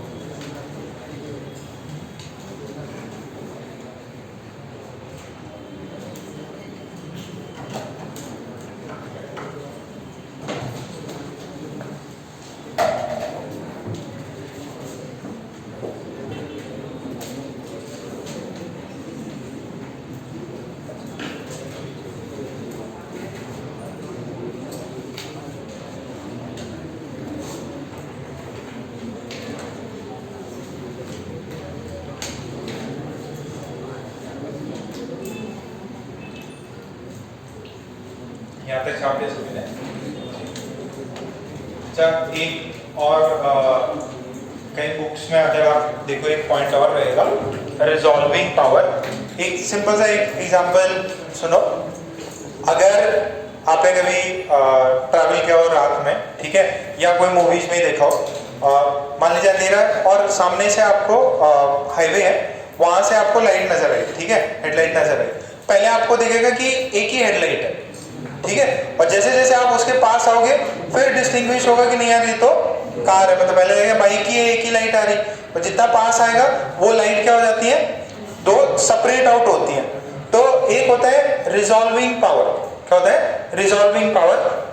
अगर मैंने ये लिखा और ये लिखा, अब एग्जैक्टली दोनों लेटर्स डिफरेंट है, आप आइडेंटिफाई मतलब डिफरेंट है क्या है, तो आपको अगर ये पॉइंट्स है, ये पॉइंट है, ये पॉइंट है, दिख रहे हैं, दो डिफरेंट पॉइंट्स हैं, अगर ये है ये है, अब इसके अंदर हो सकता है किसी को दिखे किसी को नहीं, कोई बोलेगा सिर्फ एक ही पॉइंट है, तो मिनिमम क्या कंडीशन होनी चाहिए कि आप चीजों को रिजॉल्व कर सको, कितना क्या कंडीशन होनी चाहिए, जैसे आपको स्टार ऑब्जर्व करने हैं, ठीक है, दो मतलब एक ही स्टार है बट पता चला थोड़ा बेटर क्वालिटी का माइक्रो टेलीस्कोप यूज किया आपने, ठीक है, फिर समझ में आ रहा है कि नहीं आ रही, तो दो डिफरेंट चीजें।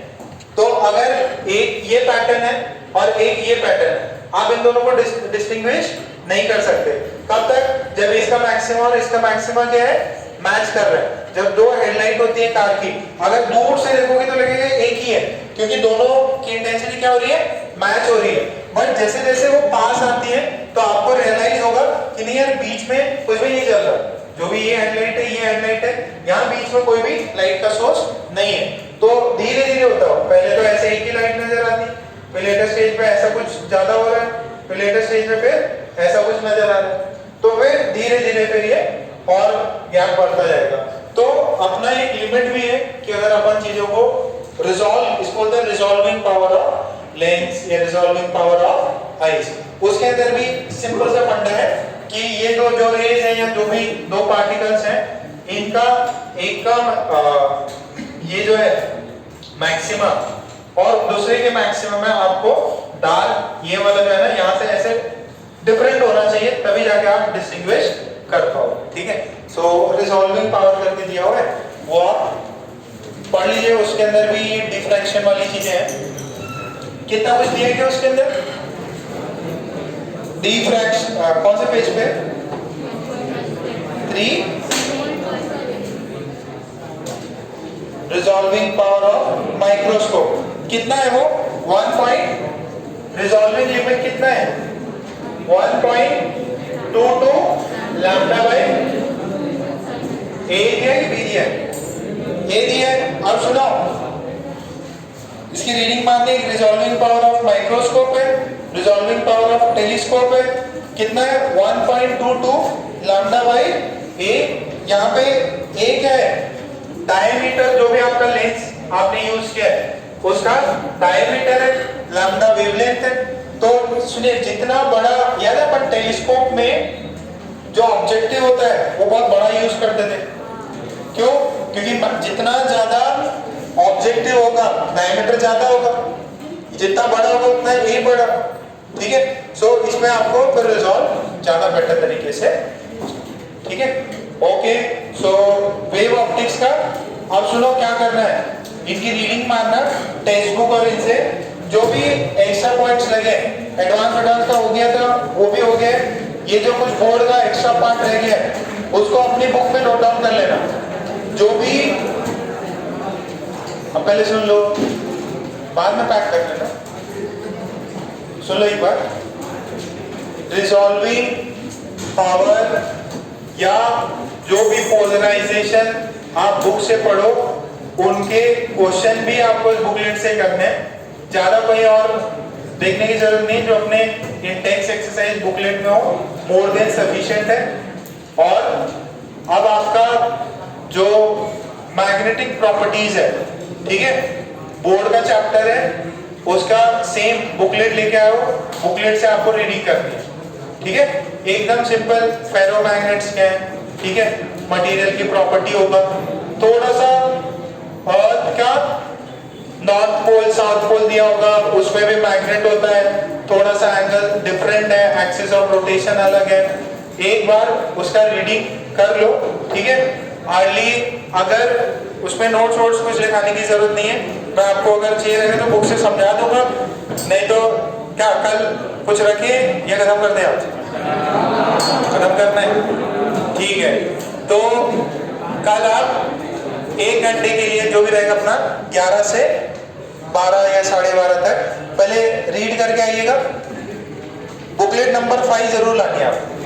ठीक है, कुछ जो अर्थ का कुछ पॉइंट्स रहेगा वो अंडरलाइन करा देंगे। और क्वेश्चन कैसे आते हैं सुनिए, क्वेश्चन आएंगे इसका डायमेंशन बताओ, या क्वेश्चन आएगा कि परमानेंट सॉरी जो फेरोमैग्नेट है उसको मुझे मैग्नेट बनाना है, तो मटेरियल कौन सा यूज करूं, ये मटेरियल है, ये फेरोमैग्नेट है कि नहीं, फेरोमैग्नेटिक प्रॉपर्टीज एटम्स की किस पॉइंट्स की वजह से आती है, वो सब है। और अर्थ का मैग्नेटिज्म है, बहुत कम ही है, आप रीडिंग कर लो। हार्डली अपने को 1 घंटा लगेगा, 1 घंटा 1.5 घंटे में कल कंप्लीट कर ट्रांसमीटर भी करा दें, या उसकी कुछ नोट्स पढ़ लेना एक बार, उसके टेक्स्ट बुक पढ़ लेना एक बार, होगा कुछ नहीं तो मैं वीडियो बना के डालूंगा, है ना। तो कल आखिरी होगा, आज नहीं हो पाया। कल मैग्नेटिक प्रॉपर्टीज वाली जो है टेक्स्ट बुक ले आना, अंडरलाइन करा देंगे आपको क्या क्या इंपॉर्टेंट पॉइंट्स है, और जो थोड़े ट्रिकी रहेंगे वो एक्सप्लेन कर